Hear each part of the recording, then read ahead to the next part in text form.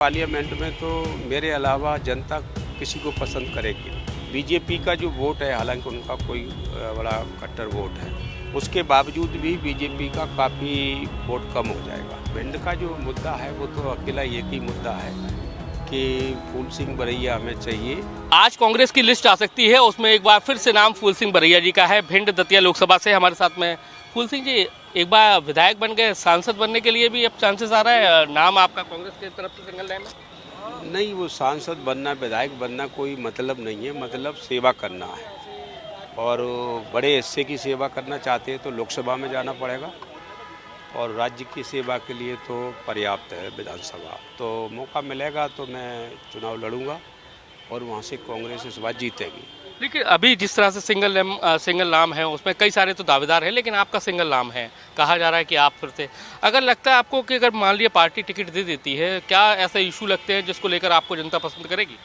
नहीं, वहाँ तो भिंड पार्लियामेंट में तो मेरे अलावा जनता किसी को पसंद करेगी नहीं। बीजेपी का जो वोट है, हालांकि उनका कोई बड़ा कट्टर वोट है, उसके बावजूद भी बीजेपी का काफ़ी वोट कम हो जाएगा, क्योंकि भिंड एक ऐसी पार्लियामेंट है जहाँ के लोगों के बीच में हम लोग काफ़ी कुछ काम किए और उसको बुलाया नहीं जा सकता है। इस बार क्या लगता है कि कौन से ऐसे मुद्दे रहेंगे जिसको आपको जनता चुने? देखिए, वहाँ भिंड का जो मुद्दा है वो तो अकेला एक ही मुद्दा है कि फूल सिंह बरैया हमें चाहिए, जो हमारे बीच में समय, अच्छे समय, बुरे समय, अन्याय के समय हमेशा मौजूद रहे। बस ये एक बड़ा मुद्दा है। बीजेपी तो दावा कर रही है कि 29 की 29 सीटें हम जीतेंगे, तो फिर कैसे लोहा ले पाएंगे आप उनका? एक आदमी चुनाव लड़ता है पार्लियामेंट का और उसे 10-15 हज़ार वोट पड़ेंगे, वो भी पहले दिन यही बोलता है मैं जीतूंगा। तो ये दावा, पार्लियामेंट या असेंबली इलेक्शन के दावे कोई मतलब नहीं रखते हैं। अगर हैं तो उसका सबूत दें वो। आपको क्या लगता है इस बार, जैसा आपने पहले विधानसभा चुनाव में भी कई सारी बातें कही थी, क्या लगता है इस बार का क्या माहौल है? नहीं, देखिए, विधानसभा का जो मैंने प्रतिज्ञा की थी या संकल्प लिया था, मैं उस पर आज भी अड़े हूँ।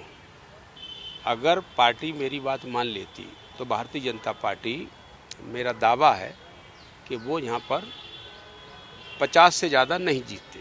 मेरे पास कैलकुलेशन है उसका। अब कांग्रेस पार्टी उसको नहीं मानती है या उस बात को समझना नहीं चाहती है, तो इस वजह से वो नुकसान हो गया। तो लोकसभा में कैलकुलेशन काम में आएगा इस बार? लोकसभा में क्या आपको कैलकुलेशन नजर आ रहा है भिंड और दतिया? लोकसभा में भी कैलकुलेशन है। क्या? जैसे मोदी जी को पिछली बार 19 में जो वोट पड़ा था वो 22 करोड़ 90 लाख पड़ा था। माइनॉरिटी वोट किसका है? कांग्रेस का। एससी वोट किसका है? कांग्रेस का। एसटी वोट किसका है? कांग्रेस का। ये तीनों वोट मिलकर के 43 करोड़ है। और मोदी जी को कितना पड़ा था? 22 करोड़ 90 लाख। ये मेरा कैलकुलेशन है। लेकिन अब सीए आ गया चुनाव से पहले, तो वो कितना लगता है कि ध्रुवीकरण कर सकता है? नहीं, कुछ कट्टरवादी लोग हैं, उनके लिए सी अच्छा है, लेकिन मैं भारतीय जनता पार्टी, देश की सरकार, मोदी जी के किसी भी फैसले को राष्ट्र को मजबूत करने वाला फैसला नहीं मानता हूँ। सीए को कैसे देखते? नहीं, सीए को भी मैं राष्ट्र का मजबूत करने वाला फैसला नहीं है, और उसके बारे में जो उनके गलत धारणा हैं वो एक वर्ग को टारगेट करते हैं, और उन्होंने मुसलमान को टारगेट करके और हिंदू का पोलराइजेशन करने की उनकी योजना है। उनकी डिक्शनरी अलग बनने वाली है, उनमें सिर्फ 2-3 शब्द रहेंगे: हिंदू, मुसलमान, आतंकवाद, पंजाब, पाकिस्तान। इसके अलावा उनकी डिक्शनरी में कोई शब्द नहीं। गरीब है, पिछड़ा है, बेरोजगारी है, महंगाई, ये डिक्शनरी में उनके शब्द खत्म हो गए। तो आप देख सकते हैं फूल सिंह बरैया जी हैं, उन्होंने कहा है कि अगर पार्टी भरोसा करती है तो वो फिर से जीत कर आएंगे और लोकसभा में पहुंचेंगे। कैमरामैन राजकुमार कुशवाहा के साथ नासिर गौरी, IBC 24 ग्वालियर।